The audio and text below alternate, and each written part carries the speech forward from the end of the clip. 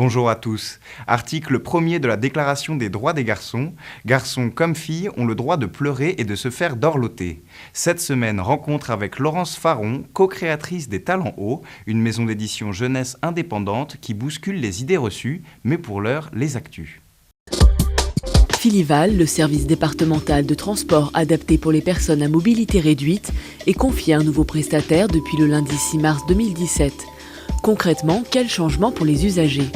Un temps d'attente réduit grâce à la mise en place de géolocalisation des véhicules, des offres alternatives de mobilité, accompagné, autopartage ou circulation douce, et enfin, une flotte dotée de 20 à 25% de véhicules électriques pour répondre aux préoccupations environnementales. Tout savoir sur le service Filival sur www.valdemarne.fr, rubrique transport. Vous êtes à l'initiative d'un projet innovant permettant d'améliorer la qualité de vie et l'autonomie des seniors et de leurs aidants. Connaissez-vous la bourse Charles Foix ? Elle donne accès au financement des projets lauréats à hauteur de 15 000 €, accompagnés d'une année de coaching et de la promotion de votre projet auprès des acteurs de la filière. Vous souhaitez participer ? Vous avez jusqu'au 31 mars 2017 pour retourner votre dossier par mail ou par voie postale. Plus d'informations sur le site www.silvervalley.fr. Mélancolie des jours gris, c'est le titre de la nouvelle œuvre qui orne le mur de graphe situé au parc des Cormailles à Ivry-sur-Seine. Un travail collaboratif réalisé par le groupe de graffeurs Sismicazo et leurs abonnés Facebook, invités à envoyer des phrases fortes et des témoignages. Une œuvre en noir et blanc d'environ 100 mètres de long, arborant le portrait du rappeur Giorgio. Il y a 10 ans, elle avait décidé d'en finir avec les stéréotypes sexistes dans les livres de jeunesse. Aujourd'hui, ce sont plus de 200 livres forts, drôles et percutants qui figurent dans leur vitrine. Rencontre avec Laurence Faron, co-créatrice des Talents Hauts à Vincennes. La princesse et le dragon de Robert Munch et Mikhail Marchenko ressemble à un conte. Il était une fois une belle princesse qui s'appelait Elisabeth. Elle vivait dans un château, elle était vêtue somptueusement et devait bientôt épouser le prince Ronald. Tout commence donc comme dans un conte traditionnel, mais un dragon arrive, emporte le prince, déchire la belle robe de la princesse qui se retrouve sans robe, sans coiffure et ne ressemble plus du tout à une vraie princesse. Grâce à sa ruse et à son intelligence, elle va réussir à délivrer Ronald, le prince Ronald. Et lorsqu'elle arrive pour délivrer son prince, celui-ci trouve qu'elle ne ressemble pas à une vraie princesse. Tu sens la fumée, tu es dans un état lamentable et regarde ta robe, un vieux sac en papier. Reviens quand tu seras habillée comme une vraie princesse. Ronald, dit Elisabeth, tu es très élégant et parfaitement bien coiffé. Tu ressembles à un véritable prince, mais tu n'es qu'un gros nul. Et finalement, ils ne se marièrent pas. Talents Hauts, c'est une jeune maison d'édition pour enfants et adolescents, créée en 2005, complètement indépendante, et qui a pour caractéristique de prêter une attention particulière aux discriminations. La littérature jeunesse est surtout un vecteur du sexisme. Et nous, on a envie justement de faire autre chose et de véhiculer un modèle de société qui soit différent, surtout d'ouvrir le champ des possibles et de faire comprendre aux jeunes enfants que d'autres choix sont possibles. Il n'y a pas de livre neutre. Tout livre pour enfants véhicule un modèle de société et les livres pour enfants que l'on trouve malheureusement assez souvent en supermarché notamment reflètent une vision du monde qui n'est pas forcément réaliste puisqu'on y voit souvent des familles exclusivement blanches, aisées, éduquées, hétérosexuelles et c'est toute cette vision du monde relativement stéréotypée qu'on a envie de bousculer et bousculer les idées reçues qui l'accompagnent. Nous avons publié les déclarations des droits des filles, déclarations des droits des garçons, des mamans et des papas. Alors c'est une petite série de 4 déclarations des droits écrites par Elisabeth Bramy, illustrées par Estelle Billon-Spagnol, qui commence par, dans celui-ci, les filles comme les garçons ont le droit, article 1. Et jusqu'à l'article 15, on énumère les droits des filles, qui sont en fait une occasion de remettre en cause les stéréotypes qui pèsent sur les épaules des filles, des garçons, des mamans, des papas. Les livres de Talents Hauts reflètent la société d'aujourd'hui avec toute sa variété, sa diversité, et qui donnent du plaisir de lecture aux enfants, ce qui est quand même la meilleure façon de les éduquer à la citoyenneté. Des livres pleins de surprises à découvrir sans plus attendre sur www.talenthaut.fr, mais à présent spectacle de danse ou théâtre jeune public, c'est dans l'agenda. Jean-Christophe Bécher s'installe à la maison de la photographie Robert Doisneau de Gentilly dans le cadre du mois de la photographie Grand Paris. À travers une exposition conçue à partir de son livre European Puzzle, il représente une centaine d'œuvres où il raconte son Europe. Un parcours en 4 parties retraçant 30 années de pratique et témoignant d'une double construction où se confondent un espace et un regard. Une exposition à découvrir du 17 mars au 23 avril 2017 à la maison de la photographie Robert Doisneau à Gentilly. Qu'est-ce que les femmes désirent le plus au monde ? Une question à laquelle le roi du plus beau pays du monde devra trouver une réponse pour sauver sa vie. Dans ce spectacle, le souverain devra se dépouiller de ses attributs de pouvoir pour trouver une issue. Un conte universel et une initiation à la vérité dans un univers onirique à retrouver à l'espace culturel André Malraux du Kremlin-Bicêtre le samedi 18 mars 2017. Vendredi 17 mars, le théâtre de Saint-Maur vous invite à une rencontre entre 2 univers artistiques apparemment éloignés. L'univers musical et sonore du collectif Mahak, un ensemble européen dirigé par Laurent Bondio, et celui de 5 danseurs burkinabés chorégraphiés par Salia Sanou.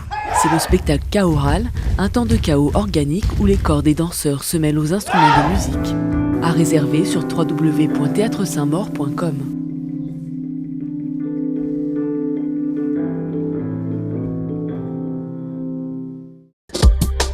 À présent, les reportages à retrouver dans votre sélection Tval+, le dispositif WeMove pour gagner en mobilité sur les trajets quotidiens et retour sur l'album de naissance 2017 offert à tous les nouveau-nés val-de-marnais.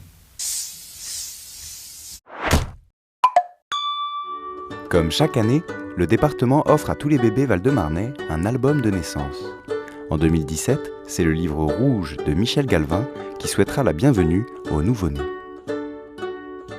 Je m'appelle Michel Galvin, je suis auteur et illustrateur pour la jeunesse. Je fais des livres pour les enfants. Je suis aussi illustrateur de presse et par ailleurs aussi, ce qui est un peu à la base de mon travail, je suis peintre, je réalise des tableaux.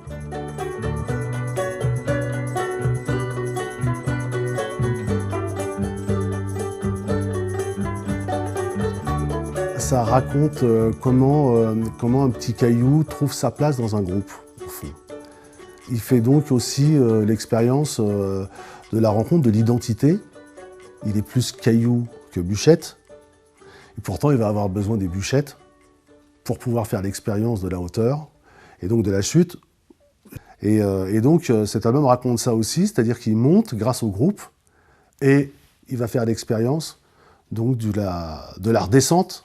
Et là, il disparaîtra, et on le retrouvera en 4e de couverture. Et donc sa complémentarité aux autres aussi. La façon dont il va s'inscrire dans un groupe, il va s'inscrire dans la boîte de jeu. Quand on va fermer l'album, il fait partie de la boîte de jeu, alors qu'il ne fait pas sur la couverture, sur le front de la couverture, il ne fait pas encore partie de la boîte de jeu. L'album, il est construit de cette telle façon que vraiment c'est une boîte de jeu qui s'ouvre. Sur les 2 premières pages de garde, on a les formes découpées, comme si elles étaient découpées dans une boîte de jeu, vous savez, une préforme où ils viennent s'emboîter, se ranger. Et le petit caillou rouge, il n'est pas dans les 2 pages de garde, par contre il figure dans les 2 pages de garde de la fin. Donc il a trouvé sa place grâce à son expérience de groupe, il fait partie de la famille des bûchettes et des cailloux.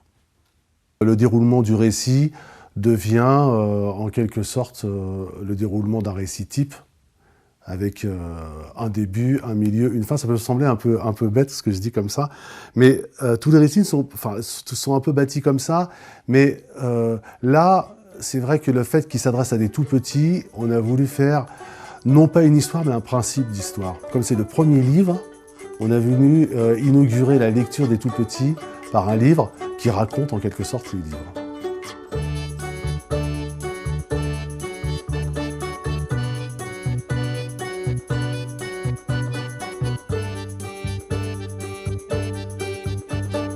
Je voulais faire du trait.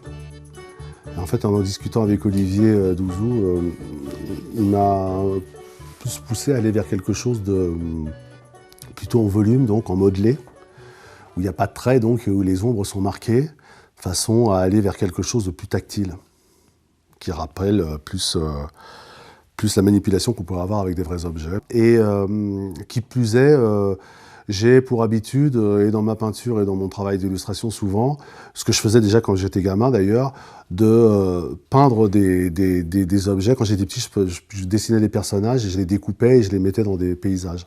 Et en fait, j'ai fait pareil pour Rouge. Là, j'ai peint les bûchettes et les cailloux et je les ai rajoutés à un fond. Et j'ai construit vraiment comme un jeu de construction, c'est-à-dire que quand il y a des échafaudages qui sont faits entre les cailloux et les bûchettes vers la fin, j'ai vraiment collé l'un au-dessus de l'autre comme ça, et en fait une espèce d'équilibre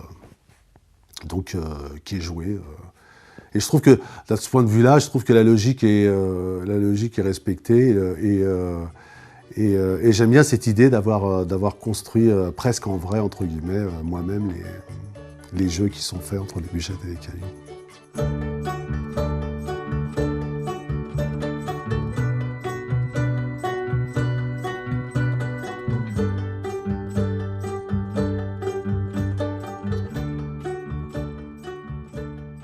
Et dans Rouge, finalement, de ce point de vue-là, c'est vrai que c'est un peu l'aboutissement d'un certain parcours, c'est vrai, parce que là, du coup, l'idée de personnage, et c'est ça qui me plaît aussi dans ma peinture, il n'y a pas de personnage dans ce que je peins, il n'y a pas de personnage.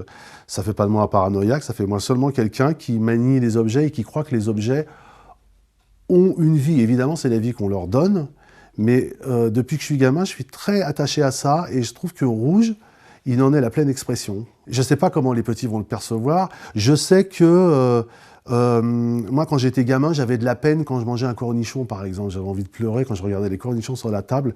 Et ça me faisait de la peine pour les cornichons. Donc pour moi, ils étaient vraiment vivants, quoi. Et quand je jouais avec des choses, et comme je le disais tout à l'heure, quand je partais de la maison, qu'on partait, que j'imaginais que les objets, ils attendaient qu'on parte pour bouger. Et bon, j'ai un peu évolué sur la question, évidemment, mais il n'en demeure pas moins que je pense que les objets, je ramasse toujours des cailloux, d'ailleurs j'en ai encore ramassé un hier, un noir presque comme une bille, assez étonnant, quoi. Et je trouve que c'est passionnant le fait d'avoir un objet avec une densité comme ça et lui prêter une existence, en faire une boule de présence comme ça. Je trouve que l'album il est chargé de ça et je suis bien content qu'il existe en fait.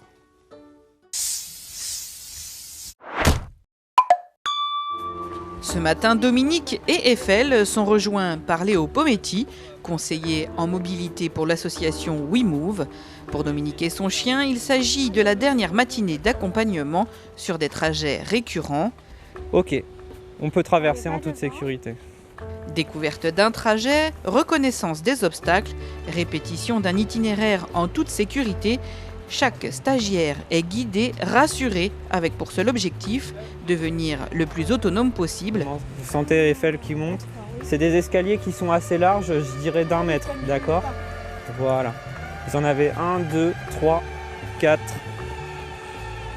5, 6 et 7 pour le dernier. Mais avant de déambuler sur le terrain, 2 rendez-vous sont nécessaires pour faire un bilan de compétences mobilité et participer à un atelier pédagogique pour maîtriser au mieux la préparation d'un itinéraire sur Internet, par exemple. Cet accompagnement est personnalisé. Pour Dominique, il s'agit de se rendre à la sécurité sociale ou à la médiathèque Nelson Mandela.